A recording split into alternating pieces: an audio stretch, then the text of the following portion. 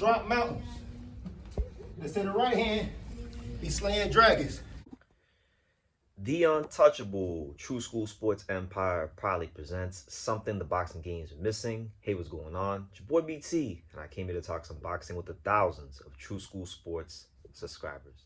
All right, so let's go ahead and get this next cycle of prospect and contender review videos done. You know, I love doing these videos because it breaks up the monotony of covering the boxing news cycle. And I can talk about fighters that maybe I wouldn't talk about because they're not in the news as much and they're on the come up, and they're really fun to do. We don't follow trends here on True School Sports. We set them, and we don't chase the views. We let people catch up to us. You understand? But nonetheless, I want to talk about one of the most, I would say right now, he will be one of the most important fighters in this middleweight division to watch in 2026. And we're going to talk about the Bay Area's very own, the number 9 ranked IBF middleweight contender, Amari Jones. Yes, let's talk about Amari Jones, because right now he comes to us with a record of 15-0, 13 knockouts. Very nice on paper. But let's talk about it. Let's peel back the layers a bit. Who is this Amari Jones? Why is he important in 2026? And what makes him a guy to watch in the middleweight division? So we'll start with a couple things. So number one, I think boxing is one of the most important things about boxing isn't just the fighter's talent level. It's not just a skill set, but equally it's actually who is behind the fighter. Who's training him, who's managing him, who's helping to guide their careers in the right direction, right? So when we look at those things for Amari Jones, he's now trained by some Virgil Hunter, who's been in the game forever, been at the high level for a long time. They're very, very high on him, right? The Virgil Hunter and just the whole camp is high on Amari Jones. He's also being managed by Rick Marigan, who's also a guy that we know. He managed Virgil Ortiz, Jose Ramirez, and now he's got in the career of Amari Jones. So I think he's got some good pieces in place right there, right? Now, look, I'm not going to say anything that hasn't been posted on Instagram. I'm only citing what I can find on Instagram, right? Amari Jones gets very good work, and as he posted on Instagram, he spars regularly with one of the best light heavyweights in the world, Joshua Buatsi. Yes, he spars with him, and I've been present for a couple of those sparring sessions because I was out in the Bay Area with Yugo Osaki, and I got to see Amari work. And I won't comment on the sparring sessions because I'm not supposed to, otherwise I'll get sued. But what I'll say is this, man. What I can say about Amari Jones, when you break him down as a fighter, what can I say? Like, he's got very good balance. He's very committed behind his jab. When you watch him fight, he kind of does look like a bigger Devin Haney. He boxes like a bigger Devin Haney with more power, with more pop. And obviously, I make that comparison because Amari Jones and Devin Haney were linked. He was formerly signed to Devin Haney Promotions. If you go and you just listen to any interviews about their relationship together, Devin Haney has done things to go out of his way and help Amari Jones further his career, right? And so that's why I make that comparison.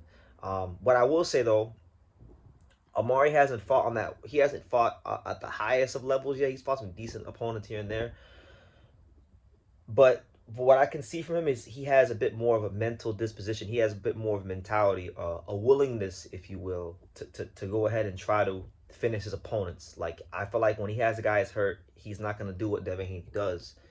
If he feels dangerous, sure, he'll back off and he'll box smart. But I feel like if he's got you hurt, Amari Jones is going to come to knock your lights out. And I think that's where the difference might be between them. We'll see if that's true once he steps up in class. Because a lot of fighters can look like knockout artists until they fight at the top of the division. But luckily for Amari, this is not a very, very deep weight class, so he may not have to that may not apply to him until he maybe moves up to 168 or something like that in the future.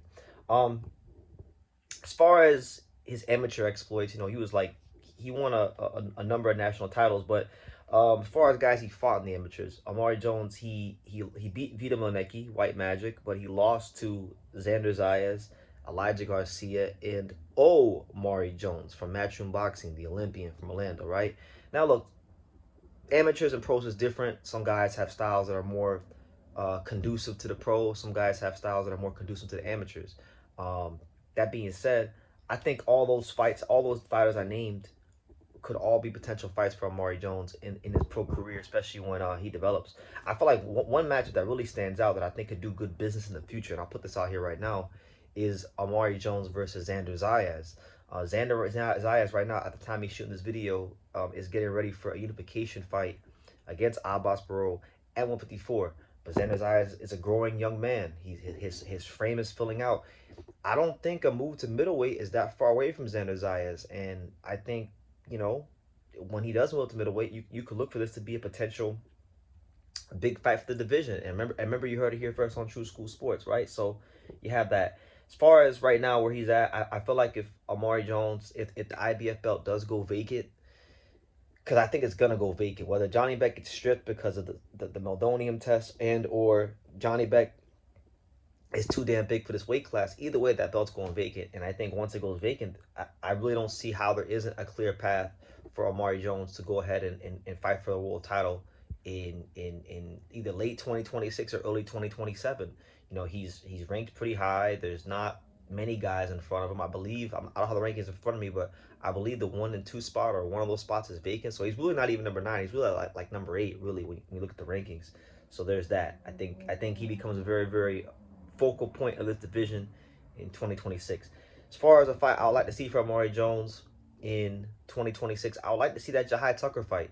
You know, Jahai Tucker's a guy that, you know, he's done his thing. Like, Jahai Tucker has won some and lost some. He beat Nikolai Shekniazuli, who was a fighter he was supposed to lose to, strong European fighter from the Xander Zayas camp. He beat him, right? Knocked him out. He was trying to get the Xander fight. Couldn't get the Xander fight. They didn't want to do that fight. You know, he beat Lorenzo Truck Simpson in a fight that a lot of people thought he wasn't going to win. And then I could be wrong, but I believe he lost to Nicholas Flau. So he's been a bit of an up and down fighter, but he's a good fighter. And he's a guy that has had some wars with Amari Jones in the past. I feel like that would be a fight for Amari Jones where, you know, you can, you know, really build around him. If he can win that fight, because it's going to be one of those fights that people pay attention to. It's going to be one of those fights that people really and truthfully like will tune into, because there's going to be a lot of going back and forth. There's a history, there's a storyline. I like that fight a lot. But nonetheless, look, Amari Jones is a very well-schooled boxer who can't hurt you, who I think, like I said, man, one thing I learned about, I mean, I've always known the Bay Area to be a great sports town and others, like with other sports, but with boxing, I feel like the Bay Area is a very underutilized market, and it's a place that has a lot of money, and I don't understand why boxing doesn't go to the Bay Area. So I feel like, look, Amari Jones actually has a lot of potential to be a fighter that could bring big time boxing back to the Bay Area. And I would fully anticipate and fully expect that, you know, there are some plans from Rick Marigan and Golden Boy Promotions to inevitably bring him back to the Bay Area and bring big time boxing back to the Bay Area. And I feel like it's going to be a beautiful thing when that does happen, because the Bay Area is an awesome place. You know, Oakland, San Francisco, you know, San Jose, that whole area, you know, it's just a great place. But nonetheless, those are my thoughts on Amari Jones. I'll be making a more concerted effort to cover his career here on True School Sports. But yeah, that's my my little thoughts on him. So yeah, leave your comments down below. Make sure you guys take the time to subscribe. And like I say in every single one of these videos, you can love me or you can hate me, but I'm just a kid from Daniel. So until next time, take care. Thank you for watching True School Sports. Thank you for watching another video on the untouchable True School Sports empire, the home of boxing. We're on the road to 100,000 subscribers, guys. So help us keep being great. Help us keep pushing out that real boxing content for the fine folks all around the world. And make sure you jab, you hook, you Mike Tyson, you Mayweather that subscribe button. Pops, show them how do they gotta hit the subscribe button. Pop, pop, pop.